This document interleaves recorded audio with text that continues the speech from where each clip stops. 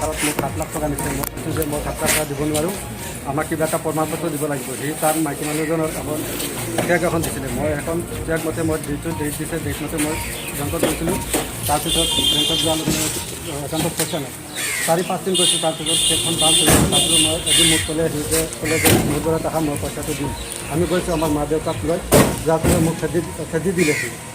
আৰু মা দেউতাক কৈছে যে পইচা তহঁতে পাৰিলে নিয়ে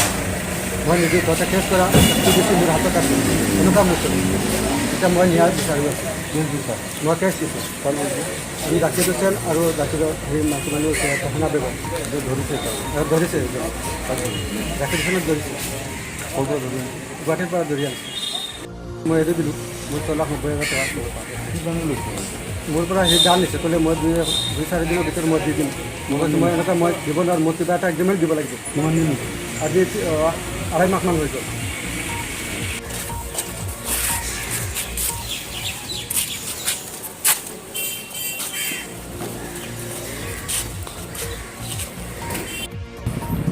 তারিখে আত্মর ন্যাশনাল এগৰাকী মহিলাই জাকিৰ হুছেইন দুটামিয়া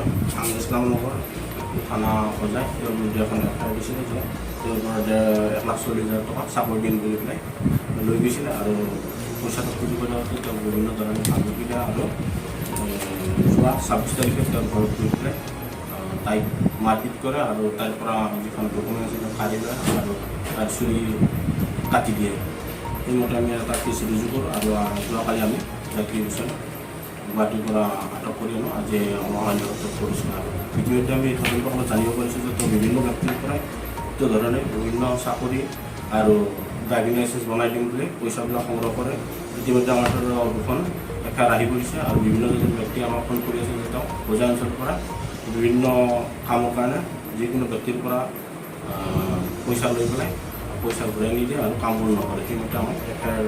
অভিযোগ দি আছে আমি ইতিমধ্যে আৰু দুখন এফআইআৰ পাইছোঁ আজি সেই দুখনো ৰেজিষ্টাৰ কৰিম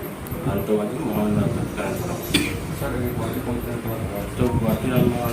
বশিষ্ঠৰ পৰা দেখা হৈছে যোৱাকালি ধৰিছোঁ আজি প্ৰতিনিধান হয় প্ৰতিনিধিত্ব কৰা হৈছে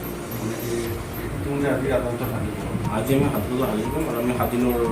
ৰিমাণ্ড বিচাৰিছোঁ মহামান্যই কিমান দিন জ্ঞান কৰে সেইমতে আমি তেওঁক আমাৰ ৰাষ্ট্ৰপতি মানে তেওঁ বিভিন্ন ধৰণৰ প্ৰবঞ্চনা কৰি হয়তো বিভিন্ন জালাইটি প্ৰবঞ্চনা এইবোৰ কাৰ্যত জড়িত আছিল আৰু বহুদিনৰ পৰাই বজাৰ অঞ্চলত